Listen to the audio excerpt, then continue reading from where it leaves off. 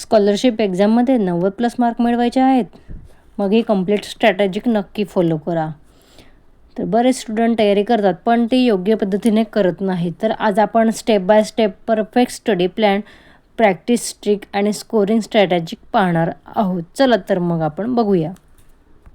पहिलं पाऊल म्हणजे एक्झाम पॅटर्न आपण क्लिअरली समजून घेणे. तर फोर स्कॉलरशिप एक्झाममध्ये 2 पेपर असतात, पेपर 1 आणि पेपर 2.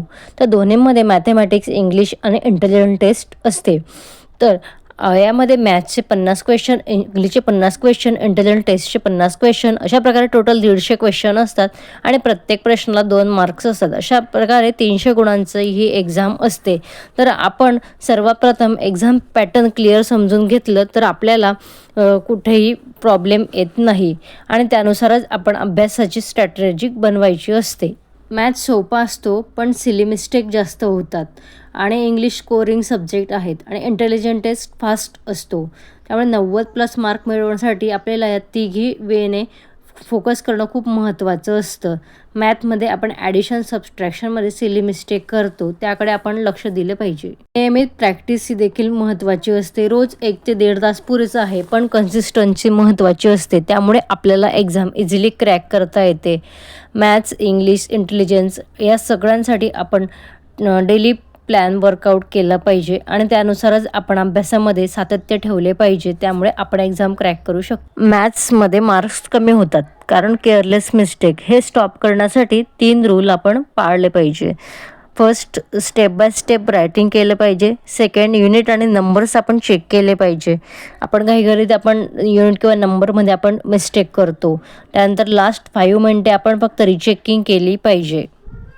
इंग्लिशमध्ये ग्रामर आणि रीडिंग दोन्ही महत्त्वाचे असते. रोज आपण एक स्मॉल पॅराग्राफ वाचला पाहिजे आणि अननोन वर्ड्स अंडरलाईन करावे.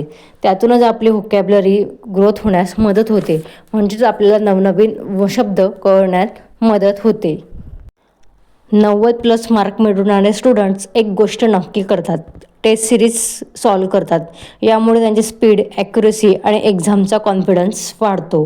तर आपणही त्या पद्धतीने टेस्ट सिरीज आणि सॉल्व कराव्यात की जेणेकरून आपल्याही स्पीड, ॲक्युरसी वाढेल आणि आपल्या एक्झाम क्रॅक करण्याचा कॉन्फिडन्स येईल. पुढच्या 15 दिवसाची स्ट्रॅटेजी म्हणजे आपण प्रॅक्टिस आणि रिव्हिजन हा एकमेव फॉर्म्युला वापरला पाहिजे. दररोज एक छोटी टेस्ट आपण सॉल्व केली पाहिजे, वीक टॉपिक रिवाईज केले पाहिजे आणि इंटेलिजन्स टेस्ट ही आपण फास्ट सॉल्विंग करण्याचा प्रयत्न केला पाहिजे. अशा प्रकारे आपण स्ट्रॅटेजी वापरून अभ्यास करू शकतो. जर तुम्हाला पूर्ण स्कॉलरशिप तयारीचे व्हिडिओ हवे असतील तर चॅनलला नक्की सबस्क्राईब करा आणि जर तुमचे काही डाऊट्स असतील तर कमेंटमध्ये लिहा आणि चॅनलला लाईक आणि शेअर करा. थँक्यू.